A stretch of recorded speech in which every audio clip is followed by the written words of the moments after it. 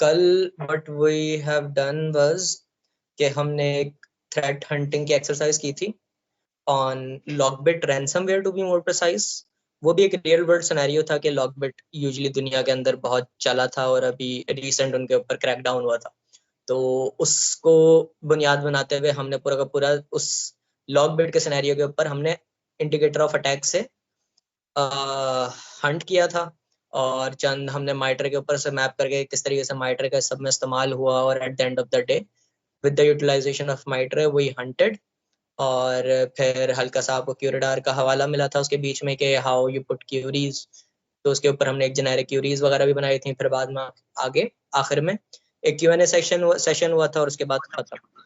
आज what we are going to do is कि we will be discussing some real world scenarios के attackers ने किस तरीके से अटैक किया और उसके ऊपर पॉसिबली हम कुछ मिटिगेशंस वगैरह पे अपने दिमाग में सोच सकते हैं कि what could have been done better. So let's get started. अच्छा, चूंकि कल ऑलरेडी इंट्रोडक्शन हो गया है तो स्लाइड को हम आगे कर देते हैं पहले। एंड जो आज का हमारा सेशन होगा वो किस किस पे होगा। हम सबसे पहले एक थ्रेड एक्टर ग्रुप है मिडनाइट ब्लिजर्ड। ये एक रशियन क्या नाम है बैक्ड थ्रेड ग्रुप है जिसने 2010 से ये प्रोएक्टिवली चलता रहा है, लेकिन रिसेंटली इसने माइक्रोसॉफ्ट की एक वल्नरेबिलिटी को उनके पूरे स्ट्रक्चर की बहुत अच्छे तरीके से इन्होंने एक्सप्लॉइट किया था। तो we will be discussing that और फिर बाद में डिटेल्ड एनालिसिस करेंगे डॉन के होते मेलवेयर कैंपेन का जिसने प्राइमरीली मिडिल ईस्ट को टारगेट किया था। हम देखेंगे कि ये किस तरीके से वर्क किया और यहाँ पे इस सब के बीच में इसी के पूरे एनालिसिस के बीच बीच में विल बी डिस्कसिंग कि हम यहाँ पे इस स्टेज के ऊपर से कैसे किसी स्टेज को से कैसे पकड़ सकते थे। फिर then on we will discuss Sigma signatures के सिग्मा सिग्नेचर्स क्या होते हैं और यारा सिग्नेचर्स क्या होते हैं। And then we will go toward Q&A session. So this would be the road map of today's last day of the boot camp. तो अब सबसे पहले बढ़ते हैं midnight blizzard attack on Microsoft. इसके अंदर प्राइमरीली हुआ क्या था। आपके माइक्रोसॉफ्ट के अंदर आउटलुक वगैरह के अकाउंट होते हैं और अगर आपके ऑर्गेनाइजेशन के अंदर उन्होंने बकायदा माइक्रोसॉफ्ट की सर्विसेज ली हुई है, उनका क्लाउड लिया हुआ है, तो काफी सारी एप्लीकेशंस होती हैं जो कि एक ऑर्गेनाइजेशन फिर माइक्रोसॉफ्ट की इस्तेमाल कर रही होती है। तो मिडनाइट ब्लिजर्ड ने क्या किया कि लेगेसी अकाउंट्स कौन से होते हैं, वो अकाउंट्स जो कि अब यूज में नहीं है मगर वो अकाउंट्स आपके इंफ्रास्ट्रक्चर में एग्जिस्ट करते हैं और अनेबल्ड है, डिसेबल भी नहीं हुए।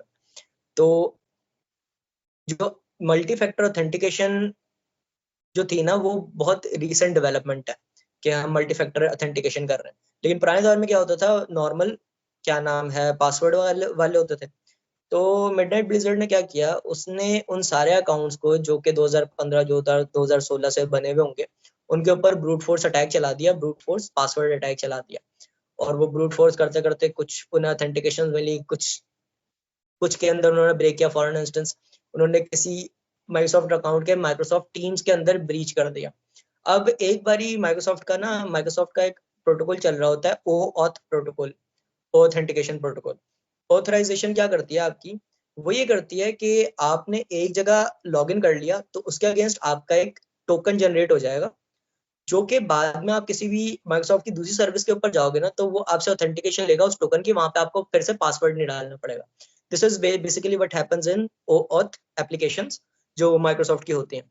तो उसने क्या किया, उसने एक बार ही उसके हाथ में किसी स्पेसिफिक सर्विस के अंदर उसने किसी गलती से माइक्रोसॉफ्ट का अकाउंट लॉगिन हुआ और उसके बाद उसने अक्रॉस द बोर्ड उस अकाउंट के ऊपर जितनी सर्विसेज थी माइक्रोसॉफ्ट की, फॉर इंस्टेंस आपके माइक्रोसॉफ्ट के जो सिक्योरिटी टूल्स हैं जिसका पहले दिन क्या नाम है शाहरुख बुखारी ने आपको दिखाया था कि एज्योर सेंटिनल का, तो azure sentinel in itself is an application of Microsoft. तो अगर आपकी सही से कॉन्फ़िगरेशन और क्या नाम है पॉलिसी वाइज सेट नहीं हुई भी हो तो आप प्रॉब्ली अब क्या नाम है सिक्योरिटी टूल्स के अंदर भी ब्रीच कर सकते हो OAuth के प्रोटोकॉल का एक्सप्लॉइट करते हुए। तो उन्होंने क्या किया, प्राइमरीली उन्होंने लेगेसी अकाउंट्स पकड़े, उन्हें ब्रूट फोर्स किया। एक बार जब उनको वो उन अकाउंट्स का एक्सेस मिल गया तो उन्होंने उस अकाउंट से देखा कि इस पर्टिकुलर यूजर के पास जिसे उन्होंने ब्रीच किया उसके पास और क्या क्या है अवेलेबल। उसने देखा और क्या क्या अवेलेबल है तो उसने पॉपुलरली हॉरिजॉन्टल प्रिविलेज एस्केलेशन कर लिया अक्रॉस द बोर्ड, जितनी भी सर्विसेज थी उस सबके अगेंस्ट पता चल गया उसके पास ये पूरा डोमेन है और अगर उसके पास वन ड्राइव हुई तो वहां से एक्सफिल्ट्रेशन भी हुई, और ये सब कुछ क्लाउड पे होता रहा and then Microsoft recognize their flaw. फिर बाद में उन्होंने इसके ऊपर पूरी की पूरी मिटिगेशन वगैरह चलाई। ये पूरा एक अटैक था जो कि मामूली सी गलती माइक्रोसॉफ्ट की भी नहीं, उन कंपनीज की भी जिन्होंने पॉलिसी अपडेट नहीं की टेक्नोलॉजी बदलते हुए, और कोई पुरानी पड़े हुए अकाउंट्स को जिनको कंपनी को इल्म भी नहीं होगा कि उनके वो अकाउंट्स एग्जिस्ट करते हैं, वहां से ये लोग क्या हुए, एक्सप्लॉइट हुए। तो ये एक सीधा सीधा था कि किस तरीके से मिडनाइट ब्लिजर्ड के ग्रुप ने माइक्रोसॉफ्ट को कॉम्प्रोमाइज किया था। अच्छा, ये मिडनाइट ब्लिजर्ड के जो टैक्टिक लग रही है, आपको लग रहा है इनको तो लग गया, और वैसे ये कोई बिग शॉट नहीं है। तो इनकी जो बाकी पोर्टफोलियो है, मिडनाइट ब्लिजर्ड एक प्रॉपर एपीटी ग्रुप है, एडवांस्ड परसिस्टेंट थ्रेट ग्रुप। इनके दूसरे ये प्राइमरीली जो है ना नेटो कंट्रीज को टारगेट करता है, क्योंकि रशियन बेस्ड है। नेटो कंट्रीज के अंदर ये मिलिट्री के उनके वेबसाइट्स, उनके बैंकिंग सेक्टर वगैरह वगैरह जितने भी नेटो के अलायंस मेंबर हैं, वो इनका प्राइमरी टारगेट होता है। अच्छा, इनके पास ये एक ऐसी क्या नाम है, बहुत आसान, बहुत सही एक्सप्लॉइटेशन थी कि हल्की सी पॉलिसी वाइज कोई वल्नरेबिलिटी उन्हें मिल गई सिस्टम के अंदर, लेगेसी अकाउंट्स के अंदर, उन्होंने उसे एक्सप्लॉइट करते हुए ना जाने कितनी कंपनीज को जिन्होंने माइक्रोसॉफ्ट की सर्विस इस्तेमाल की हुई थी उनको एक्सप्लॉइट किया मिडनाइट ब्लिजर्ड ने। और फिर बाद में जब माइक्रोसॉफ्ट को इसका इल्म हुआ तो उन्होंने मिटिगेशन के लिए सब पे एमएफए इम्प्लीमेंट किया। फिर उन्होंने क्या नाम है, जो पुराने अकाउंट जिनके ऊपर पॉलिसी इंप्लीमेंटेशन नहीं थी कि 4-5 ब्रूट फोर्सिंग के बाद थोड़ी देर के लिए अकाउंट ऑफ हो जाए वगैरह, वो सारी चीजें अनेबल की। What are legacy account, we will get to it, अभी पहले सेशन कर लेते हैं। अच्छा, फिर एक्सप्लॉइट ने तो अच्छा, इनका दूसरा पोर्टफोलियो क्या है, ये इसके अलावा सिर्फ यही नहीं बल्कि इनके अपने ड्रॉपर्स भी मौजूद हैं। अच्छा, ड्रॉपर क्या होता है, मेलवेयर की एक टाइप है ड्रॉपर, जो कि रिस्पॉन्सिबल होता है मजीद मेलवेयर को एंड पॉइंट के ऊपर ड्रॉप करने में सेफली और फिर एग्जीक्यूट करवाने में। ये प्राइमरीली वर्क होता है एक ड्रॉपर का। हमारे जो अगला सिनेरियो है डॉन के होते हैं, उसके अंदर वी विल बी डिस्कसिंग और ड्रॉपर के कैसे उस ड्रॉपर ने एक्सप्लॉइटेशन स्टार्ट किया, और उसे इन डिटेल हम डिस्कस करेंगे अगले उसमें। तो वो भी एक इनका क्या नाम है जो आर्सेनल है, उसके अंदर इनके पास काफी सारे ड्रॉपर्स मौजूद हैं। फिर उसी के साथ साथ इनके पास काफी सारे इन्फो स्टीलर्स मौजूद हैं।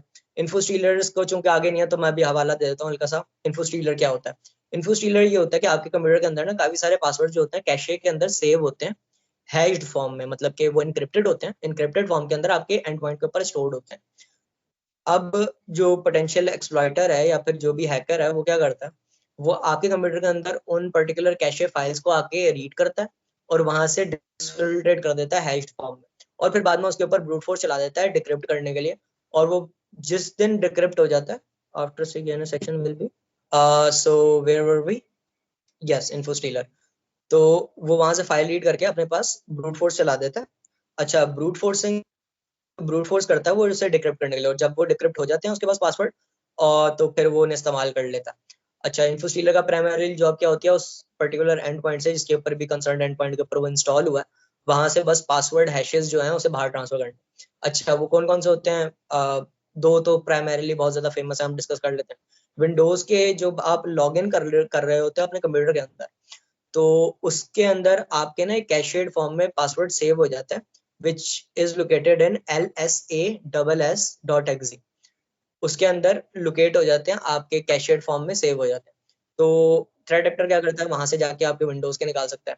फिर दूसरा आपके पास क्या नाम है, जो यूजर्स के अंदर लोकल होस्ट वगैरह के अंदर जाके आपके जहाँ पे क्रोम के कैशे बन रहे होते हैं, वहां पे एक फाइल होती है लॉग इन डाटा के नाम से। उसे जब आप खोलोगे ना, तो वहां पे जब आप डिफॉल्ट क्रेडेंशियल जब सेव करने का क्रोम आपको बार बार बोल रहा होता है ना, तो वहां पे आपको वो चीज मिलेगी। वहां पे आपको किस वेबसाइट के अगेंस्ट आपने क्या पासवर्ड सेव किया है वो वहां पे लिखा होगा, वेबसाइट का नाम। उससे आप पहचान लोगे कि आगे जो है फॉर्म के अंदर पासवर्ड है इनक्रिप्टेड फॉर्म के अंदर, वो उस पर्टिकुलर वेबसाइट पे इस बंदे ने डाला था, तो वो आपको वहां से पता चल जाता है। और ऐसे करके, और ये दो हैं, इसके अलावा क्रोम का अपना होता है, इसके अलावा मोजिला का अपना होता है, इंटरनेट एक्सप्लोरर का अपना होता है, and there are further more other things also in the infostealer arsenal. जैसे कि कुछ इन्फोस्टीलर जो होते हैं वो की लॉगिंग भी अलाउ करते हैं। हम की लॉगिंग को भी आगे जब सिग्मा रूल हम डिस्कस कर रहे होंगे, तो मैंने एक सिग्मा रूल का सिग्नेचर बना के रखा हुआ है, तो at that time will be discussing किस तरीके से की लॉगिंग होती है, तो उसके ऊपर भी आएंगे। अच्छा, so this was what Midnight Blizzard in general did to Microsoft. उन्होंने लेगेसी अकाउंट्स पकड़े, उनके अंदर ब्रूट फोर्स करके लॉगिन किया, और फिर बाद में OAuth प्रोटोकॉल जो है उसका एक्सप्लॉइटेशन करते हुए उनकी जो मल्टीपल सर्विसेज थी अक्रॉस द बोर्ड उन्होंने एक्सप्लॉइट किया, एक्सफिल्ट्रेट करना डाटा, जो भी करना था उन्होंने उन कंपनीज के साथ, उन माइक्रोसॉफ्ट अकाउंट्स के साथ किया, and they did their job like this. अच्छा, अब now we will move toward our second scenario which is Don quijote dropper campaign. अच्छा, इन्होंने प्राइमरीली क्या किया था? अच्छा, ये मैं आपको ऑलरेडी बता चुका हूँ कि इन्होंने जो टारगेट किया था वो किया था मिडल ईस्ट एंटिटीज को, मतलब कि जो मिडल ईस्ट के अंदर लोकेटेड कंपनीज वगैरह हैं, जनरली इनका टारगेट वो थे. अच्छा, ये लोग क्या करते, डॉन के होते क्या करते हैं, इनका पहले जनरल आप पढ़ लेते हैं डिटेल में आने से पहले. वो दो ड्रॉपर्स ड्रॉप करते हैं. एक रेगुलर ड्रॉपर, मतलब नॉर्मल जो मलिशियस ड्रॉपर जैसे काम करता है वैसा, वो क्या काम करता है वो भी हम आगे देखेंगे. और दूसरा उन्होंने एक टेम्पर किया एक लेजिटिमेट टूल को जिसका नाम था टोटल कमांडर. अच्छा, टोटल कमांडर क्या काम करता है? टोटल कमांडर जी आर्काइव कभी आपने मोबाइल के अंदर इंस्टॉल किए हो तो वो क्या करता है, वो एक फाइल मैनेजर को तो काम कर रहा होता है, रीड राइट मूव वगैरह, वो आपकी हार्ड ड्राइव को ऐसे सपोर्ट कर रहा होता है. उसके बरक्स वो ऑल्सो आपको कुछ चीजें, क्या कुछ फीचर्स दे रहा होता है, जैसे कि आप आर्काइव जिप आर्काइव बना सकते हो, उसकी अनजिप कर सकते हो किसी फाइल को. ये चंद चीजें सीधा काम है जो कि टोटल कमांडर ऑफर करता है. तो उन्होंने एक लेजिटिमेट सॉफ्टवेयर जो कि टोटल कमांडर है, उसको भी उन्होंने एज अ ड्रॉपर से टेम्पर किया उसकी फाइल को, और उसे भी ड्रॉपर बना दिया, ताकि कल आपको अगर कोई ट्रेड करने आया भी है तो उसे एक लेजिटिमेट सॉफ्टवेयर दिखेगा उसके सामने विच इज टोटल कमांडर. अच्छा, अब शुरू करते हैं कि how they actually do it. Initial exploitation उसी तरीके से होती है कि उन्होंने किसी मलिशियस वेबसाइट पे आपको या तो फिशिंग के जरिए भेजा, या फिर उन्होंने कोई लेजिटिमेट वेबसाइट थी उसे कॉम्प्रोमाइज करके, will first you have get into PC, you have seen at .com वगैरह हो सकते हैं शायद इन एक्सप्लॉइट करके. उन्होंने जहाँ पे वो लोग, क्या नाम है, उन्होंने टोटल कमांडर का फाइल रखी हुई है डाउनलोड करने के लिए, वहां पर उन्होंने अपनी टेम्पर्ड फाइल लगा दिया उसकी जगह कि हमारी टेम्पर्ड फाइल बंदा डाउनलोड करेगा. This is how are drive by compromise, जो हमने कल पढ़ा था माइट्रे की इनिशियल एक्सेस की टेक्निक हैपेंस. तो डिफरेंट सिनेरियो है जिस तरीके से उसने किसी तरीके से मेलवेयर अपना डिलीवर कर दिया एंड पॉइंट पे. अब वहां से हम समरी पढ़ते हैं मेलवेयर की कि how is its actual behaviour. तो उसके अंदर अब शुरू करते हैं पहला. यहाँ तक वैसे हम एक डिटेक्शन तो पता चल गया कि भाई पता है आपको डॉन quijote ड्रॉपर कैंपेन जो है वो प्राइमरीली किस पे वर्क कर रहा है, टोटल कमांडर पे. तो हम अपने पास एक इसकी मॉनिटरिंग कर लेंगे कि हमारे किसी भी एंड पॉइंट के ऊपर हमें टोटल कमांडर मिलता है तो हम उसे सब पहले फुर्सत में इन्वेस्टिगेट करें और कोशिश ये करें कि हमारे कंपनी के अंदर पॉलिसी वाइज ही टोटल कमांडर जो है वो बैंड हो. लेकिन इसकी कोई सेंस नहीं बनती क्योंकि काफी सारे टेम्पर्ड फाइल के ऊपर वो बन रहे होते हैं. तो ये जो पॉलिसी वाइज आप बैन करवाओगे इसकी कोई ऐसा वक्त नहीं है कंपनी लेवल पे. बट यस, जहाँ पे आपको टोटल कमांडर मिले वहां पे आपको सेकेंडली ये क्लिक होगा भाई देयर आर ड्रॉपर कैंपेन्स जिन्होंने टोटल कमांडर को एक्सप्लॉइट किया. अच्छा, उन्होंने टोटल कमांडर को क्यों एक्सप्लॉइट किया? Another question raised. वर्ड की फाइल को कर लेते हैं. वर्ड की फाइल आपके कंप्यूटर के अंदर डाटा एडिट कर सकती है, किसी फोल्डर को डिलीट कर सकती है, या फिर कोई फोल्डर स्पॉन कर सकती है, कोई चीज कॉपी पेस्ट कर सकती है. ये राइट्स वर्ड की फाइल के पास नहीं होते.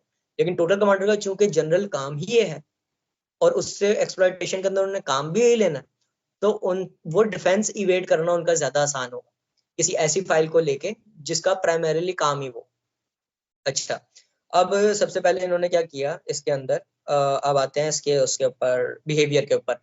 carried malicious code to download an additional payload in the form of backdoor we call CR14. का जो प्राइमरीली काम जो है ड्रॉपर का वो क्या था कि रेगुलर ड्रॉपर आया उसने टोटल कमांडर को ड्रॉप किया.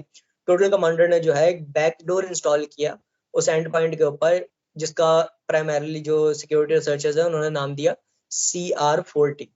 अच्छा, अब इसकी इन डिटेल आते हैं समराइज उस पे एनालिसिस पे. Initial dropper is a Windows 64-bit executable file. Although there are also DLL versions of malware sharing the same functionality, the malware is developed in C या C++ without utilizing standard template library, and certain segments are coded in pure assembler.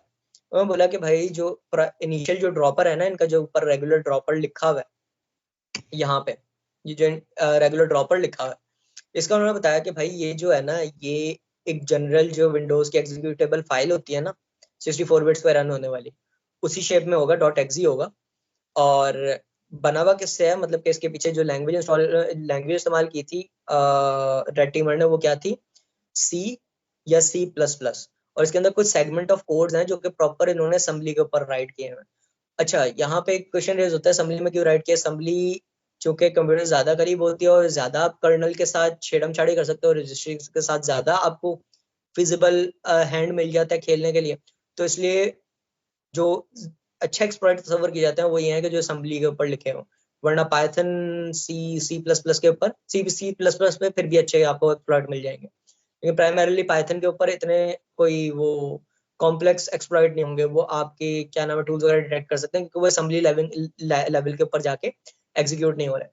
अच्छा खैर, let's get back to the topic. अच्छा, हमें initial dropper का पता चल गया कि क्या होता है। अच्छा जी, इनिशियल ड्रॉपर कैसे बना हुआ था। अच्छा, उसकी अपॉन एग्जीक्यूशन क्या होता है? Upon execution the malware initiates a series of decoy API calls that serve no practical purpose। बोल रहे जब वो एग्जीक्यूट होगा ना मेलवेयर आपके एंड पॉइंट के ऊपर, तो वो अननेसेसरी एपीआई कॉल्स कर रहा होगा 23 है, जिसके ऊपर एक फॉल्स अलार्म बजेगा, जिसके ऊपर बंदे को लगेगा कि यार ये शायद, वो अगर चेक भी करने आएगा ना, वो बोलेगा यार एपीआई कॉल्स हो रही हैं, क्या हो रही है, तो वो अननेसेसरी एपीआई कॉल होंगी। फॉर इंस्टेंस के एपीआई कॉल हुई है कि स्ट्रिंग अपडेट हुआ है, स्ट्रिंग के अंदर ये चीज अपडेट करनी है, ये चीज अपडेट करनी है, वो आगे अब बताएगा किस तरीके से, नीचे लिखा हुआ है। नो प्रैक्टिकल पर्पस से मुराद यहाँ पे ये है कि उसका कोई प्रैक्टिकल पर्पस नहीं है, मतलब कि जो मेलवेयर करने आया है ना, या फिर जो यूजुअली जो सिक्योरिटी रिसर्चर्स होते हैं जो मेलवेयर के बिहेवियर में डिटेक्ट कर रहे होते हैं, वो उसके अंदर कुछ भी नहीं करेगा, वो असल में डिसीव करने के लिए, डिफेंस इवेड करने के लिए उसने किया हुआ है। फिर उसके बाद आगे क्या करता है वो, the strings specified in these functions, जो कि फंक्शन उसने कॉल किए हैं एपीआई कॉल्स के जरिए, are snippets from Spanish poems. Spanish poems इसके अंदर इंट्रोड्यूस की हैं इन लोगों ने। These varies from one sample to another, thereby altering the signature of each sample to evade detection using traditional detection methodologies। कल हमने एक मेलवेयर की बात की थी, पॉलीमॉर्फिक मेलवेयर, जब आईओसीज वाला सवाल हुआ था कि आईओसीज पे हम हंट क्यों नहीं कर सकते और उसके ऊपर करना भी आसान होगा। तो अब उसकी बुनियादी वजह क्या थी, वो ये थी कि एक डॉन के होते भी हमारे पास एक ऐसा ड्रॉपर लेवल पे ही अभी वो ड्रॉप कर रहा है मेलवेयर, अभी उसने बैकडोर इंस्टॉल भी नहीं किया, उस टाइम पे भी वो इस टेक्नोलॉजी का इस्तेमाल कर रहा है ताकि बार बार वो अपनी क्या नाम है स्पेनिश पोम्स के जो वर्सेस हैं वो अपने कोड के अंदर इंट्रोड्यूस कर रहा है, ताकि उसका कोड एडिट होके साइज चेंज और सिंटैक्स चेंज होने की वजह से वो अपना हैश बार बार चेंज करता रहे, तो वो पॉलीमॉर्फिक हैश चेंज हो रहा है उसका इस मेथोडोलॉजी से, और इस तरीके से वो डिटेक्शन इवेट कर रहा है अपॉन एग्जीक्यूशन, जो कि एपीआई कॉल्स जो वो पहले कर रहा था वो असल में इस काम के लिए थे। अच्छा जी, फिर ये क्या करता है, once the necessary strings have been decrypted. अच्छा, इस ड्यूरेशन के अंदर वो क्या कर रहा होता है, वो अपने पास जो उसका जो क्या नाम है कोड था उसे डिक्रिप्ट कर रहा होता है, क्योंकि इंस्टॉलेशन के क्या नाम है डाउनलोडिंग के दौरान आपके पास एज सिक्योरिटी टूल्स खुद मशीन लर्निंग के ऊपर रियल टाइम के अंदर वो एनालाइज कर रहे होते हैं फाइल्स, तो उन्होंने तो क्या करते हैं वो लोग ऑब्फस्केट करके भेजते हैं। ऑब्फस्केशन क्या होती है कि वो इनक्रिप्ट कर देते हैं कोड को। फॉर इंस्टेंस लिखा हुआ है राइट इज इक्वल क्या नाम है ए इज इक्वल्स टू क्या नाम है, आपने डबल कॉमास लगाया उनके बीच में लिख दिया सी है, ये आपने एक कोड लिखा और इसे सेंड किया आपने किसी पीसी के ऊपर, ऑब्फस्केट होने के बाद यहाँ पे बीच में स्पेशल कैरेक्टर्स वगैरह आ जाएंगे, तो this is what it calls obfuscation या फिर इनक्रिप्शन कहते हैं इसे। तो इनक्रिप्ट करके ये लोग भेजते हैं। अच्छा, वो वंस डिक्रिप्ट हो जाएंगे तो उसके बाद क्या होगा, the malware uses a standard technique for dynamically resolving API calls to obtain their memory offsets।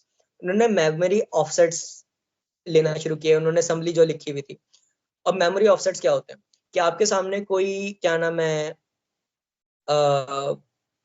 PB process environment, बल्कि इसके ऊपर बाद में आते हैं, जनरल बताते हैं कि भाई आपके जो सामने होता है ना वो यूजुअली होता है कि भाई मेमोरी ऑफसेट्स क्या होते हैं, कि आपके सामने चल रहा है कि भाई आपने एक कमांड एग्जीक्यूट किया है आईपी कॉन्फ़िग के अगेंस्ट कोई उनका मेमोरी ऑफसेट होगा नीचे रजिस्ट्री के अंदर, जहाँ पे ये कोड जो है वो लोडेड है, या फिर रोम के अंदर जहाँ पे ये कोड लोडेड है वहां पे जाके वो उस मेमोरी ऑफसेट को ट्रिगर करेगा और जिससे ये चीज रन होगी। तो या तो आप यहाँ से रन कर दो या तो आप उस ऑफसेट को डायरेक्टली ट्रिगर कर दो। इससे क्या होगा, अगर आप इसे ट्रिगर कर रहे हो ना, इसे ट्रिगर करके जा रहे हो, और अगर ये चीज मॉनिटर हो रही है आपकी आईपी कॉन्फ़िग की जो एक्जी है या फिर जो विंडोज यूटिलिटी अगर ये मॉनिटर हो रही है, तो डिटेक्शन के लिए जो सॉक एनालिस्ट वगैरह बैठे हैं उन्हें पता चल सकता है। तो क्या बोला उन्होंने, बोला कि भाई हम डायरेक्टली ऑफसेट, जो प्रोसेस के ऑफसेट मेमोरी ऑफसेट्स है ना, हम डायरेक्टली उन्हें गैदर करना शुरू करेंगे पीसी के अंदर।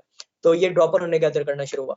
अच्छा, क्या क्या किया इसने, retrieving the offset of the PB process environment block. अच्छा, process environment block in general क्या होता है, प्रोसेस इन्वायरमेंट ब्लॉक होल्ड करता है आपकी विंडोज की तमाम यूटिलिटीज को, कि वो किस तरीके से कहाँ पे कैसे एग्जीक्यूट हो रही हैं, वो सारा इसकी मैनेजमेंट वगैरह देख रहा होता है प्रोसेस इन्वायरमेंट ब्लॉक। फिर दूसरी सतह पर उसने क्या काम किया कि locating the export table offset of kernel 32 DLL। Kernel 32 DLL जो है वो आपके फ्रेमवेयर चेंजेस कर सकता है विंडोज लेवल पे, तो ये उसकी एक DLL फाइल है। अच्छा, तो उसका भी उसने एक्सपोर्ट टेबल जो ऑफसेट है उसके जो मेमोरी ऑफसेट्स हैं कर्नल 32 DLL के जो वो ट्रिगर करता है, वो भी उसने लोकेट किया इसी ड्रॉपर ने। Identifying the offsets for the get proc address. Get proc address function जो होता है वो क्या नाम है, जो प्रोसेस है ना उसका जो ऑफसेट प्रोसेस क्या नाम है, मेमोरी ऑफसेट है, उसको आपके सामने प्रेजेंट करता है। तो ये गेट प्रॉक एड्रेस की जो कमांड होती है, तो उसने उसे भी आइडेंटिफाई किया कि गेट प्रोसेस एड्रेस के जरिए उसने मजीद जो भी उसे रिक्वायर थे ऑफसेट्स वो उसने गैदर किए। अब जब उसके बाद ये सब गैदर हो गए चीजें, तो उसने क्या किया अगले लेवल पे, the dropper then proceed toward decrypting the C2 address. उसने एक एड्रेस रखा हुआ था जो कि बाहर पब्लिक के ऊपर जो हैकर का अपना एड्रेस था, उसको उसने डिक्रिप्ट करना शुरू किया। उसे भी उसने इनक्रिप्टेड फॉर्म में रखा हुआ था ताकि कोई डिटेक्ट ना करे कि कोई इसके अंदर आईपी एड्रेस या फिर कोई पॉपुलरली कोई बाहर कम्युनिकेट करेगा इस फाइल के जरिए, क्योंकि इसके ऊपर भी सिग्नेचर्स लिखे होते हैं 11 के अंदर। जो हम 11 रूल्स के अंदर पहुंचेंगे, तो अगर आप लोग मुझे मैं भूल जाऊं तो आप लोग याद कराना, I will tell you how it happens. अच्छा, फिर उसके बाद क्या होगा, अच्छा दिस मेथड इन्वॉल्व्स, अच्छा किस तरीके से this method involves first retrieving the file name under which the dropper was executed. अच्छा, जिस फाइल नेम के अगेंस्ट ड्रॉपर एग्जीक्यूट हुआ था ना, उसे पकड़ के उस फाइल नेम के साथ कंकैटिनेट कर देंगे। कंकैटिनेट मतलब जोड़ना, चेन बनाना, मतलब कि एड्रेस है C2 का, उसके साथ साथ उन्होंने ड्रॉपर का जो फाइल नेम था वो भी लगा दिया। तो अब जो है वो सिर्फ एड्रेस नहीं लग रहा, अब वो लग रहा है कि कोई लंबी चीज है, वो मतलब कि डिटेक्शन अवॉइड हो सकते हैं उस तरीके से। Then concatenating this file name with one of the hard coded strings of Spanish poems. अब इन्होंने इस पूरी चीज को उठा के फिर से किसी स्पेनिश के स्ट्रिंग के साथ लगा दिया, ताकि इसका एक तो पॉलीमॉर्फिक हैश तब्दील हो इस प्रोसेस के अंदर, और क्या हो इसके साथ साथ डिफेंस भी इवेड हो सके। वो बोले कि नॉर्मल कोई स्ट्रिंग वगैरह चल रहा है यहाँ पे। Following this the dropper calculates the MD5 hash of the concatenated string which is then used as a key for decrypting the C2 string। अच्छा, उन्होंने बोला कि भाई C2 स्ट्रिंग के ऊपर C2 जो हमारा चैनल हमने बनाया है कमांड एंड कंट्रोल के लिए, जो हमने सर्वर से एक C2 चैनल बनाया है इस विक्टिम होस्ट से लेके, उसको हमारे अलावा कोई ना पढ़े, उसके लिए उन्होंने फिर एक MD5 हैश बनाया, और उसे एज अ की उन्होंने, जो हमने ऊपर इतना सारा काम किया था कंकैटिनेट की थी उसके अंदर स्पेनिश पोइम वगैरह, उसके अगेंस्ट उन्होंने एक हैश निकाला, और इस हैश को एज अ की उन्होंने इस्तेमाल करना शुरू कर दिया अपने C2 कम्युनिकेशन के अंदर। अब इससे क्या होगा, हर विक्टिम के लिए एक अलग MD5 जनरेट होगा। अलग MD5 जनरेट होगा तो मतलब कि उसका एक अलग क्या नाम है, पूरा का पूरा इनक्रिप्टेड टनल बनेगा, और उस इनक्रिप्टेड टनल के अंदर उसकी सेपरेट C2 कम्युनिकेशन चल रही होगी, जो कि आपकी जो नेटवर्क डिवाइसेस हैं वो डिटेक्ट नहीं कर पाएंगे। क्यों? क्योंकि नेटवर्क डिवाइसेस इन जनरल क्या कर सकती हैं, वो आपके चलो ऑन अ कोड लेवल आके वो आपका कोड भी रीड कर रही होंगी ना, तो भी उन्हें वहां पे जो क्या नाम है चीजें दिख रही होंगी वो कंकैटिनेटेड होंगी, तो वो रीड नहीं कर पाएंगे, वो सही से हंट डाउन नहीं कर पाएंगे, इनक्रिप्टेड होंगी वो। फिर बाद में जब वो वहां पे जाएगा तो एक तो MD5 हैश मिल रहा होगा जिससे वो डिक्रिप्ट कर देगा वापस। अच्छा, so this is how they encrypt and decrypt their C2 channel, और C2 चैनल किस तरीके से उन्होंने इन एक्शन लेके आए जो कि ड्रॉपर के अंदर पहले से लिखा हुआ था। अब आगे what happens following the decryption of the C2 string, the malware attempts to establish a connection with the C2 server using a specifically hard-coded ID as the user agent to download the payload। अच्छा, उन्होंने ये काम क्यों किया, उन्होंने बोला कि भाई हमारा ये डॉनकी होते जो मेलवेयर है ना, वह cross the board multiple users के पास डाउनलोड हो सकता है, और हमने जिस तरीके का ओपन सोर्स हम इसे फैला रहे हैं, लेकिन हम नहीं चाहते कि कोई किसी के पास भी ये चले, क्योंकि उन्होंने इसके ऊपर बहुत ज्यादा मेहनत की हुई है। तो वो किसी गरीब के पास फॉर इंस्टेंस मेरे पास चल भी गया, तो मेरे कंप्यूटर में उसे क्या ही मिल जाएगा, मेरी क्या ही मॉनिटरी वैल्यू है। लेकिन इसके बरक्स क्या होगा कि अगर मेरे कंप्यूटर में कोई एंटीवायरस इंस्टॉल है या फिर कोई सिक्योरिटी रिसर्चर है मेरे पास, तो उससे क्या होगा कि वो उनके पास एक पूरा का पूरा मेलवेयर आ जाएगा जिससे वो इन्वेस्टिगेशन कर लेंगे आराम से। तो उन्होंने टू अवॉइड दैट उन्होंने क्या किया, उन्होंने एक हार्ड कोडेड आईडी असाइन कर दी। अगर वो आईडी C2 सर्वर के ऊपर नहीं मिली ना, तो मतलब कि ये उनका आइडेंटिफाइड विक्टिम है नहीं, तो उसके लिए कभी वो C2 सर्वर खुलेगा नहीं। और यहीं पे ही आपके जो most of the security researchers हैं उनकी यहीं पे ही क्या नाम है जो एक्टिविटी है वो रुक जाएगी, ये डिस्कवर करने की कि कोई किसी ने अटैक किया है या नहीं किया। अच्छा, तो let's move toward next action जो ये परफॉर्म करते हैं। Once the payload is downloaded into the process memory. अच्छा जी, उन्होंने वो ऊपर वाला काम क्यों किया था, ताकि वो जो उनके टारगेटेड विक्टिम्स हैं उनके ऊपर जाए। अच्छा, इसकी बेसिक वजह और एक और क्या है, क्योंकि अभी भी तो एनालाइज हो गया, लेकिन अब एटलीस्ट एनालाइज कब हुआ है, जब एक ऑर्गेनाइजेशन कंप्लीटली कॉम्प्रोमाइज हो गई, वहां पे ड्रॉपर भी इंस्टॉल हो गया और ड्रॉपर ने जो बैकडोर इंस्टॉल करना था वो भी हो गया। और उसके बाद जब उसकी पूरा सिनेरियो हो गया, तो उसके बाद फोरेंसिक्स की जो टीम बैठी, उन्होंने ये पूरा का पूरा एनालाइज किया। ये किसी मेलवेयर रिसर्चर ने नहीं किया कि उसने बोला कि भाई मेलवेयर मैं अपने सैंडबॉक्स में इंस्टॉल करता हूँ और फिर बाद में उसको बैठ के सिग्नेचर उसका बिहेवियर निकालूंगा। अगर वो निकालता तो वो सबसे पहला वाला जो इसका एरिया है जिसके अंदर hard coded ID as a user agent download the payload, ये वाला हिस्सा है, यहाँ पे वो आके रुक जाते हैं उसके एनालिसिस, क्योंकि वो टारगेटेड यूजर ही नहीं होता। तो इससे उन्हें क्या हुआ, उनके एक प्रॉपर पता चल गया कि उनके कम से कम इस मेलवेयर से 5 से 6 जो है ना होस्ट, वो तो पक्के के पक्के कॉम्प्रोमाइज होंगे। अच्छा, next, once the payload is downloaded into the process memory, the dropper performs a verification check. This check likely serves to confirm that the payload has an correct file signature, thereby indicating it is a valid executable format spawning a tempered total commander. अच्छा, अब उन्होंने मजीद ना जो download भी हो रहा है ना, ताकि क्योंकि उन्होंने इतनी ज्यादा उन्होंने डिफेंसिव वेट किया है ना, वो नहीं चाह रहे कि किसी बेवकूफी के बायस वो लोग क्या नाम है एक्सपोज हो। तो उन्होंने क्या किया, उन्होंने बोला जो फाइल हमने C2 सर्वर से डाउनलोड किया ना, हमने जो अपना सेकंड ड्रॉपर डाउनलोड किया, उसको भी हम पहले चेक करें कि आया कि ये वही एग्जीक्यूटेबल फॉर्मेट और उसी सिग्नेचर के साथ है भी या नहीं। अगर वो सिग्नेचर के साथ है तो फिर बाद में वो स्पॉन करेंगे उस टेम्पर्ड टोटल कमांडर को। तो वो उसने चेक किया। अच्छा जी, अब टोटल कमांडर क्या करता है, the installer dropper retains the core functionality of the initial dropper. जो क्या नाम है इंस्टॉलर ड्रॉपर था, जो कि उन्होंने टेम्पर्ड जो टोटल कमांडर था उसने रिप्लेस कर दिया उनके इनिशियल ड्रॉपर को। और अब जो इंस्टॉलर ड्रॉपर है ना, उसके पास वो फंक्शनैलिटी तो है इनिशियल ड्रॉपर वाली जो कि हमने पीछे डिस्कस की, उसके साथ साथ उसके अंदर कुछ सेवरल की डिफरेंसेस हैं। वो क्या है, अनलाइक द ओरिजिनल जो पिछला वाला इनका ड्रॉपर था, original dropper, it omits the use of Spanish poems strings. उन्होंने स्पेनिश पोम स्ट्रिंग्स को उन्होंने छोड़ दिया, बोला नहीं, हमें परसिस्टेंस मिल गए एनवायरनमेंट के अंदर, अब हम ज्यादा पॉलीमॉर्फिक नहीं खेलेंगे, जबकि वो यहाँ पे भी खेल सकते थे। एक्स्ट्रा उनको डिफेंसिवेट करने के लिए उनको स्ट्रेटेजी मिल जाती, लेकिन उन्होंने यहाँ पे उसका इस्तेमाल नहीं किया। And the execution of decoy functions, और जो डिकॉय फंक्शंस वो चला अच्छा जो चला रहे थे वो भी वो अवॉइड कर सके, वो जो अवॉइड करने के लिए चला रहे थे उसे भी उन्होंने बंद कर दिया। इट ऑल, लेकिन उसके बरक्स उन्होंने क्या किया, it also implements a series of anti analysis measures and check that prevents a connection to C2 resource. तो बोल दिया कि हम कुछ ऐसी जो एनालिसिस कोई करने वाली उस पीसी के ऊपर कोई क्या नाम है सिक्योरिटी टूल्स वगैरह का डिप्लॉयड है, उसको चेक किया उसने, चेक करने की फंक्शनैलिटी दी। फॉर इंस्टेंस आपके प्रोसेस के अंदर आ जाता है कि अगर आपके एंड पॉइंट के ऊपर कोई सी एंड पॉइंट या सर्वर के ऊपर कोई सीन का एजेंट इंस्टॉल है, कोई EPP का एजेंट इंस्टॉल है, कोई AV इंस्टॉल है, तो उसको पहले से ही डिटेक्ट करके उससे बचने के लिए उन्होंने ये बनाया हुआ था। अच्छा, अगर वो डिटेक्ट कर लेगा कि कुछ है, तो वहां से वो 1 के ऊपर चले जाएगा, क्योंकि उसने सर्टेन चेक्स बनाए हुए हैं कि कौन कौन से उसके आने वाले एक्सप्लॉइटेशन का जो बिहेवियर है वो डिटेक्ट कर सकते हैं अगेंस्ट द यारा रूल्स। वो क्योंकि ओपन सोर्स होता है डिफरेंट प्रिंसिपल सिक्योरिटी वेंडर्स का, तो इस वजह से उनका पहले से इन्फॉर्मेशन होती है, उनके पास अच्छा खासा रिकॉन हुआ होता है। तो मैं बोला कि भाई अगर हमें फला फला टूल्स मिले तो हम बाउंस बैक कर लेंगे, विड्रॉ कर लेंगे हम अपने ऑपरेशन से इस फला सर्वर को कॉम्प्रोमाइज करने के।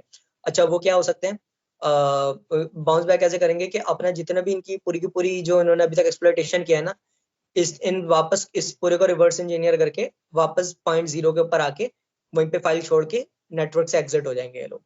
अच्छा जी, अगर ये नहीं होता तो क्या करेंगे? इफ चेक्स आर फॉल्स, अगर वो चेक्स डिस्कवर नहीं होते